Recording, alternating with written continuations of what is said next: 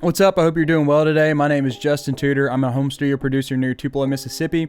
And with that title, home studio producer, kind of comes this assumption that I've done everything in the box. I'm mixing the box, I have a Kemper profiling amplifier, and I use MIDI drums. Just the time I've been recording music, I've used exclusively MIDI drums. However, today I'm lucky enough to have some gear on loan, some drum mics, and audio interface with enough inputs. And I'm going to go ahead and I'm going to try to record an acoustic drum set here in my home studio. Please do smash that like button for the drum video. Go ahead and hit that subscribe button as well if you want to see more videos from me in the future.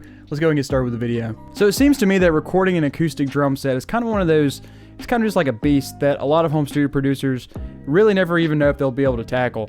A lot of people will never really even get a chance to record an acoustic drum set, and they'll just use MIDI drums for the entire time they make music, and there's absolutely nothing wrong with that. However, I found myself programming MIDI drums and using pre-programmed MIDI grooves and stuff has recently become less and less inspiring. And recording an acoustic drum set and being able to do demos or maybe even final projects with an acoustic kit has kind of always been something that I've just aspired to. I just feel like if you want really good drum sounds, then you need an acoustic drum set and a really good drum room. And that's kind of where the catch is. For home studio producers, we don't have a really good drum room most of the time. So recording an acoustic kit just doesn't really make sense. However, I've been stumbling across some videos on the internet recently, one even by my friend Andrew Masters, on making your drum sound really huge in your home studio. And so with that being said, I'm going to go ahead and give it a try today. I think that if there's any problems I'll run into today, it is actually the quality of my drum set, the room size, and the quality of the drum mics that I'm using. I'm using a CAD 7-piece drum mic set. It's like $200 on Sweetwater now, so it's definitely a budget mic set. However, it's what I had available. The heads on my drum kit are actually not new, and my cymbals aren't the best. So we're not working with really great source tones, so I'm not expecting something revolutionary, but I just want to see if it's possible. And also, another thing, just whenever you're recording drums, obviously you need a good drummer. I'm just good enough at drums to play in the pocket in my home studio. I wouldn't want to play in front of people, but just me, for this video and the recording, I think it'll be suffice. Let's go ahead and get started. I'm gonna go ahead and mic up the kit. Okay, so really not much to explain here. I did a really basic, what I assume to be basic drum mic placement. However, I do think we should note that I made a little tunnel or like a little cave for my my kick drum. Kind of put the mic more in there, and then put some pad. There's a pillow in there and some padding around it, so maybe you won't get as much snare and cymbal bleed. And for my overheads, they are two mini pencil cardioid condenser microphones, just a left and right pair. They're not super close to the cymbals. I have them more pointed towards the snare drum and the shells, just because, like I said earlier, my cymbals aren't super awesome. But yeah, I'm gonna go ahead and let's get some drum sounds.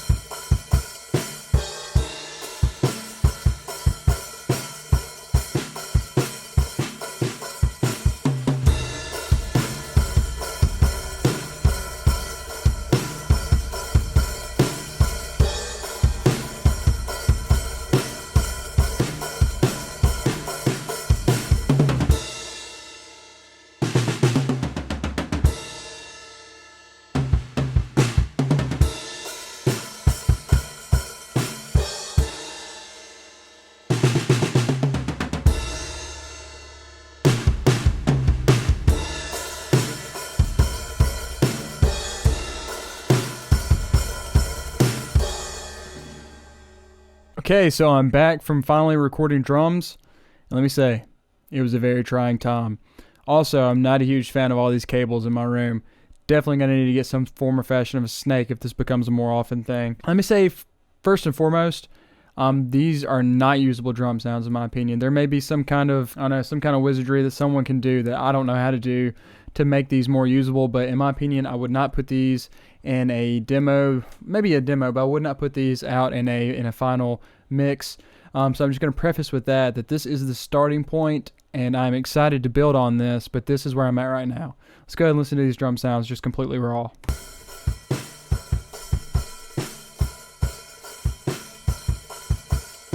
Okay, so now let's go ahead and listen to the processed drum sounds.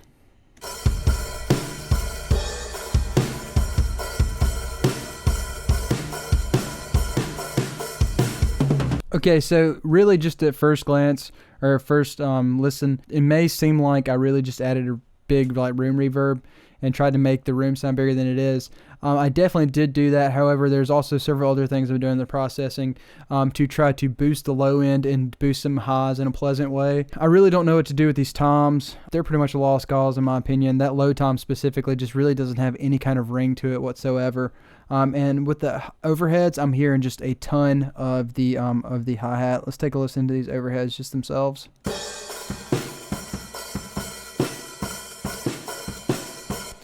I wanted to use the overhead mics as more of kind of like just a full picture of the drum kit mics, more so than just cymbal mics. So I didn't really do any kind of roll off or anything on these. I could have darkened them up a little bit.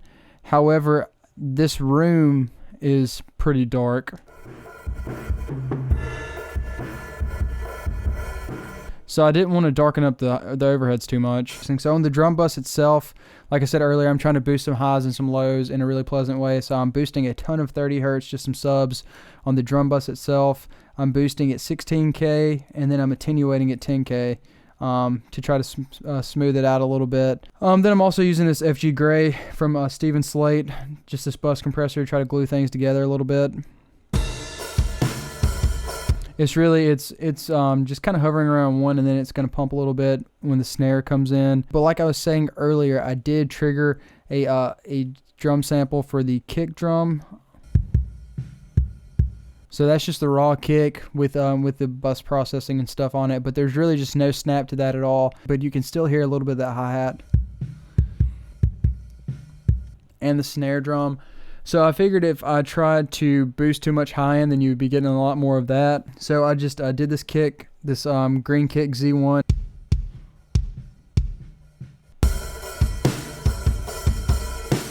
But then I also went and I did just a kick preset from Waves on the CLA 76 compressor. And then I'm boosting some more lows, or just kind of really that fundamental around 57. And then I'm getting rid of a little bit of boxiness. Just the normal standard stuff that you would do. The snare drum, really, it's getting hit with the bus processing, but all I really did was do a little bit of sample reinforcement with it as well, because there's really no snap on the snare.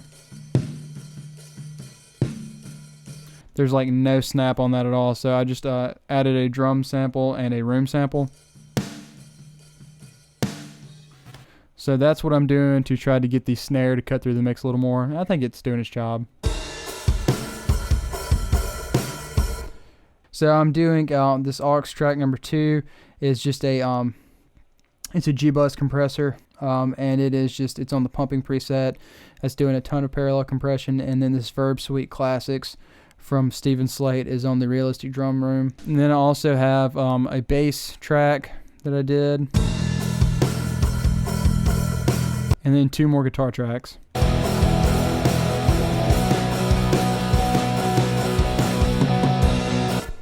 So, I mean, it doesn't sound that bad for demo stuff. Let's do some final thoughts. Okay, so if you're still watching the video, I want to thank you so much for making it to this far in the video. Please do smash the like button if you haven't already. That really does help the channel a ton when you smash the like button. So yeah, let's go ahead and get into some final thoughts on this. Let me pull up my notes, because I had to take a lot of notes because I have a lot of final thoughts. If I'm doing this kind of processing, taking this approach to like trying to artificially make the room sound bigger than it is, the room needs to have less natural reflections in itself. So the drums are really, really close to the wall right now. Perhaps in the future, if I'm going to record drums, I'll pull it a little farther away from the wall, and maybe have some kind of acoustic panels that I have around the drum kit. I think the area that the drums are in, it needs to be a little more dead, so I'm getting more of the sound of the drums themselves and not so much of the room. So if I'm going to try to make the room sound artificially big, I need the drums, the direct sounds of the drums, to be much punchier. I did not have that going for me at all. Another thought, the kick mic that I was using, this CAD KM212 I think is what it's called, there's really no high-end click to that at all, and it's just like there's a ton, not really a lot of sub either. It's really the only, and this may be normal and I just don't know, but really the main thing you're getting from this microphone is the unpleasant, like boxy and basketball frequencies that people talk about all the time. So having to work around that wasn't really ideal. I complimented earlier the stereo spread from the overheads. I thought that was awesome. I may try some different overhead patterns in the future. I did not do like an XY, I just did a normal like a left and a right. I don't even know if that's technically correct. And there's nothing that seemed so out of phase that it was obvious in my mind, but there was probably some kind of phase issues there. I didn't really even look at that too much. But yeah, the overhead spread was really good in my opinion. The stereo image with that versus the MIDI drums, I much preferred the recording live drums stereo spread of the cymbals. However, my cymbals do suck. They are Zildjian Planet Z, which is the intro level Zildjian cymbals that they have. I think that, they're just really thick and they have some horrible resonant frequencies and they just do not sound awesome. I think maybe some darker cymbals would be beneficial in this scenario. I've already said this as well. I need new heads for my drums. I did take the front head off of the kick drum to put the kick mic in there and then to make a tunnel around it. I thought that was awesome. I'll leave that. And like I said earlier, maybe I will move it out of the corner, the whole drum set out of the corner, to keep it from having weird reflections, because I think all of that together made the drums not sound as good as they could have. Pretty much, like, I feel like you can get away with not an ideal scenario or like drum room, or you can get away with like not ideal equipment, but you can't get away with both. And that's what I'm working with right now, is both. So I will not be incorporating live drums into my actual productions for a while. Actually, I'm gonna be slowly investing in the home studio. I made a video on that earlier this year.